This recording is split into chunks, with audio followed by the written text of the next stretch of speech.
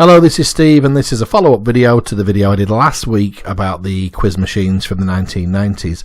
A viewer of that video got in touch to share a theory about the way that this machine comes out with questions.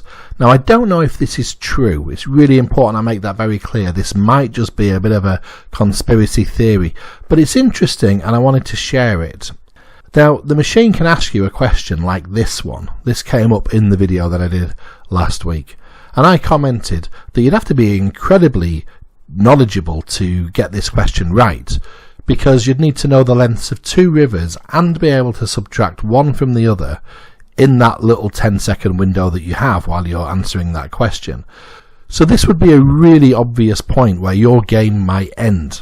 But we were cheating, and because we were cheating, we got this question right and we carried on, and then a bit later on, the machine asked this question.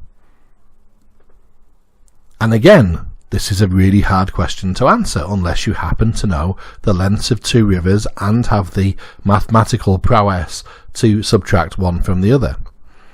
So what this viewer's told me is that the machine could contain a database of rivers and the lengths of those rivers, and then dynamically generate a question with any combination of two rivers that it likes, where nobody would be able to memorize every single combination.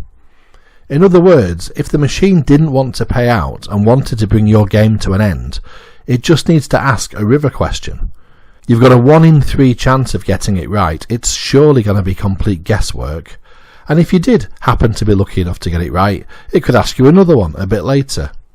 The river questions are basically saying, we're going to give you a game over now. The machine can basically chuck a river question at you at any point when it wants the game to end. Again, I don't know if that's true, but it's an interesting theory, isn't it? Something to think about. Bye for now.